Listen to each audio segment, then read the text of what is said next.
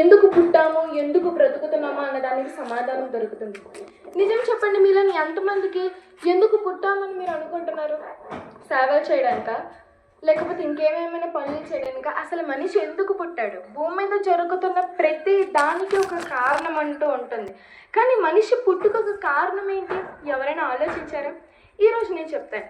అంతకన్నా ముందు మీ అందరికీ ఒక చిన్న ప్రశ్న ఏంటంటే, పాపం అంటే ఏంటి? అలా ఒకసారి అడుగుతున్నానండి, పాపము అంటే ఏంటి? దీని గురించి మోస్ట్లీ ఒక లాయర్ దగ్గరికి వెళ్ళి పాపం అంటే ఏంటి సార్ అంటే నా లాయరు చెప్పలేడు, ఒక డాక్టర్ దగ్గరికి వెళ్తే డాక్టరు చెప్పలేడు, ఒక ఇంజనీర్ దగ్గరికి వెళ్తే ఇంజనీర్ కూడా చెప్పలేడు. అసలు పాపం అంటే ఏంటంటే ఏ విశ్వవిద్యాలయాల్లో కానివ్వండి, ఏ హాస్పిటల్స్లో కానివ్వండి, ఏ బుక్స్లో కానివ్వండి, ఏ స్కూల్స్లో కానివ్వండి, కాలేజీలోని అసలు పాపం గురించి లేదు, ఎవరు చెప్పలేదు. కానీ మనుషుల పరంగా మనం ఉన్నాం కదా, మనుషులము పాపం అంటే ఏంటని అనుకుంటున్నాం? అబద్ధం చెప్పడం పాపం అనుకుంటున్నాం, మందు తాగడం పాపం అనుకుంటున్నాం, బీడీ కాల్చడం పాపం అనుకుంటున్నాం, సిగరెట్ ఇలాగా వ్యభిచారం చేయడం పాపం అనుకుంటున్నాం, ఇవన్నీ పాపం అనుకుంటున్నాం కదండి. అసలు నిజంగా పాపం అంటే ఏంటి భూమి మీద ఏ ఒక్కరికైనా తెలుసా? ఇప్పుడు నేను చెప్తాను, చాలా వినండి, జాగ్రత్తగా వినండి. ఇప్పుడు మీకు జబ్బు వచ్చింది అనుకోండి, ఆ జబ్బును నయం చేయాలంటే ఏ జబ్బు లేని వాడి దగ్గరికి వెళ్ళాలి కదా. అలాగే ఇప్పుడు మన పిల్లలకి చదువు నేర్పిస్తున్నారా? చదువు నేర్పించాలంటే మొత్తం జ్ఞానం చదువు తెలిసిన వారై ఉండాలి. ఇప్పుడు పాపం అంటే ఏంటో కూడా చెప్పాలంటే ఏ పాపము చెయ్యని వ్యక్తి మాత్రమే అసలు పాపం అంటే ఏంటో చెప్పగలుగుతాడు. మరి భూప్రపంచం మీద అలాంటి వ్యక్తి శక్తి ఎవరైనా ఉన్నారండి, ఆయనే ప్రభు అయిన యేసుక్రీస్తు. వీళ్ళు యేసుక్రీస్తు మతానికి చెందిన వాళ్ళని మాత్రం దయచేసి అనుకోకండి, మేము ఇక్కడికి ఎవరిని మతం మార్చడానికో కులం మార్చడానికో రాలేదు. అయితే అసలు పాపం అంటే ఏంటి? దేవుడు ఈ భూమి మీద ఒక దివ్యమైన గ్రంథాన్ని రాయించాడు, అదే బైబిల్. మనిషి పుట్టుక గురించి, మనిషి ఎందుకు బ్రతకాలో ప్రతి దాని గురించి బైబిల్లో రాశాడు. మరి బైబిల్లోని పాపం అంటే ఏంటని ఉందో తెలుసా? యోహాన్ రాసిన మొదటి పత్రిక 3వ అధ్యాయం 4వ వచనం చూసుకున్నట్లయితే, ఆజ్ఞ అతిక్రమమే పాపము అని ఉందండి. అంటే దేవుడిచ్చిన ఆజ్ఞలను అతిక్రమించడమే పాపం. మరి ఈ భూమి మీద ఎంతమంది మనుషులు దేవుడిచ్చిన ఆజ్ఞలకు కట్టుబడి ఉంటున్నారు? ముందు ఈ విషయాన్ని పక్కన పెట్టి మన పిల్లల గురించి ఆలోచిద్దాం.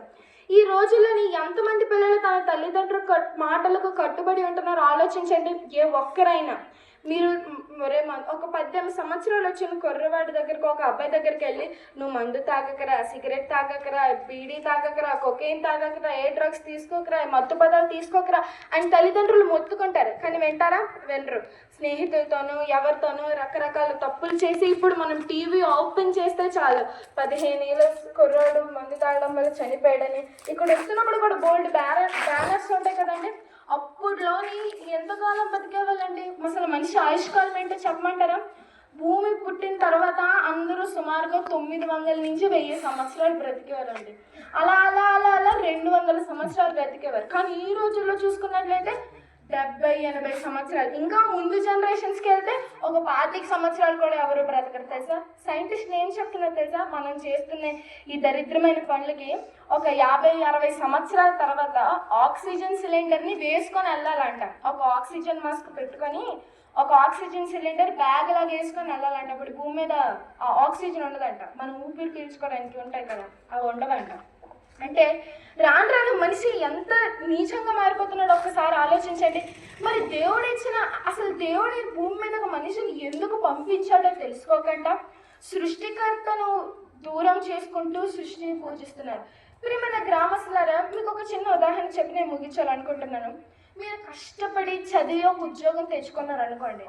ఆ ఉద్యోగానికి వెళ్ళి, ఆ ఆఫీస్కి వెళ్ళి ఏం చేయాలి? వాళ్ళు మీకు ఇచ్చిన పని చేయాలి. నేను పని చేయను, ఇది చేయను, ఈ ఆఫీసే నా ప్లేస్ అనుకొని ఉండిపోతారా? భూమి మీద కూడా మనం దేవుడి పని చేయడానికి వచ్చిన ఉద్యోగాలు లాంటి వాళ్ళం.